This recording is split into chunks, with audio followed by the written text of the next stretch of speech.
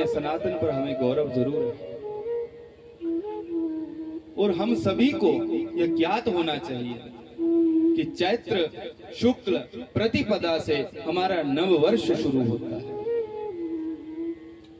कब से?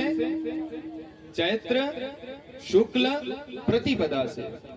अच्छा, समझने की बात है कि इस वर्ष में और उस वर्ष में भेद क्या है। जो हमारा नूतन नववर्ष आता है उस समय प्रकृति भी श्रृंगार करती है। प्रकृति अपना खुद श्रृंगार करती है। आप कहीं भी चाहों और देख लो, वृक्षों पर नए नए कोंपले आते हैं, फूल नए नए विकसित होते हैं, पुष्पों की सुगंधी से पर्यावरण सुगंधित होता है, शीतल मंद और सुगंधित वायु बहती है। ना ज्यादा गर्मी ना ज्यादा सर्दी। ऋतु कौन सी? बोले बसंत, जो ऋतु राज है। ऋतुओं में जो श्रेष्ठ ऋतु है वह वसंत ऋतु इसी नववर्ष में आती है। और इसके विपरीत जब जिसे हम नया साल समझ के मनाते हैं, जनवरी 1 जनवरी, तब क्या होता है? बोले कपड़ों से लदे होते हैं, ऊपर से 4-4 जैकेट डाली होती है, रजाई के भीतर से ही फोन करते हैं और बोलते हैं हैप्पी न्यू ईयर।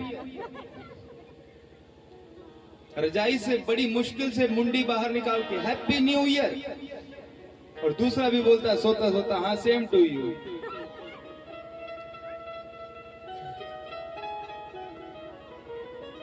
मुंह धोया नहीं और हैप्पी न्यू ईयर मना रहे हैं।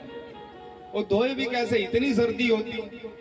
लेकिन हमारे जब नवरात्र आते हैं, नया संवत आता है, माताएं सुंदर श्रृंगार करती हैं, प्रकृति अपना श्रृंगार करती है, मानो प्रकृति भी नववर्ष मना रही हो।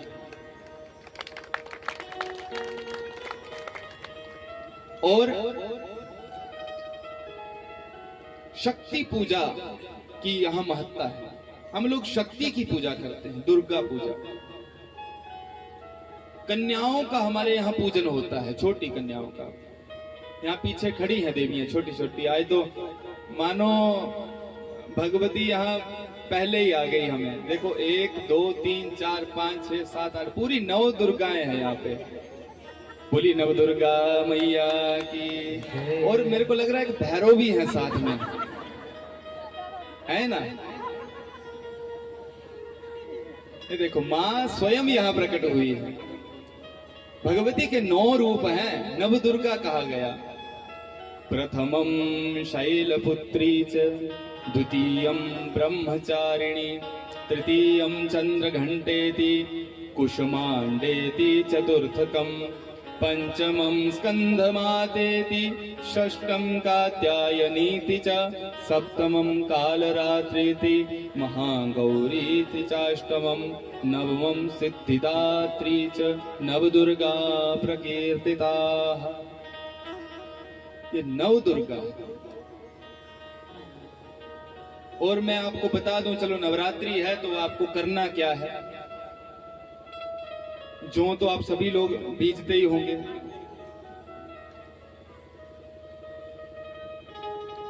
बोलो जय श्री राधे। जय श्री राधे।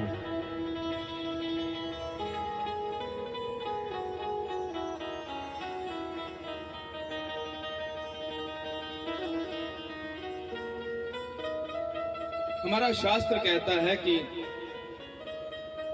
अष्टवर्षा भवेद गौरी। 8 वर्ष की जो कन्या है वह साक्षात भगवती गौरी के समान है। उस कन्या की जो पूजा करता है उसे चारों पुरुषार्थ प्राप्त हो जाते हैं।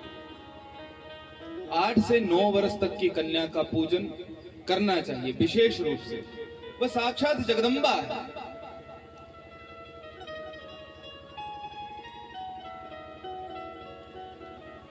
हो सके तो बोले व्रती रहो, व्रत रखना चाहिए। बात समझ में आ रही है? किसे किसे आ रही है? चलो ठीक है। हो सके तो बोले व्रत रखो। और हमारी माताएं तो बहुत व्रत रखती हैं। एक बार जोरदार तालियां बजाओ अपने लिए, क्योंकि सच्ची बात है। माताओं के समान इतनी शक्ति किसी दूसरे के पास नहीं है। हमारे यहाँ तो कहा कि शंकर भी तभी शिव है जब उनके साथ जगदम्बा खड़ी है। यदि जगदम्बा वहां से हट जाए तो शिव जी भी शव के समान है। वो भी कहते हैं अब तो मेरे पास कुछ नहीं है। अर्धनारीश्वर का स्वरूप है भगवान का। सीधे सीधे कहें कि शिव के बीच से ईकार हटा दिया जाए, ईकार मानो जगदम्बा, ईकार यदि हट जाए तो शव ही शेष बचता है। हमारे भीतर जो चेतना है, जो शक्ति है, वह यह जगदम्बा का ही आशीर्वाद है। और एक बात कहूं माताओं, आपसे विशेष रूप से, आप बड़ी दयालु हो, बड़ी भावनात्मक हैं आप। कभी कभी भावना में आप इतनी बह जाती हो कि जैसे कोई लेके आई जन्म पत्रिका की, देखो मेरे पति के ग्रह कैसे हैं, मेरे बेटे के कैसे हैं। बोले कि ये व्रत रखवाओ। बोले मैं रख लूं तो? अरे उससे रखवाओ ना, तुम क्यों रखो? सबका ठेका तूने लिया है।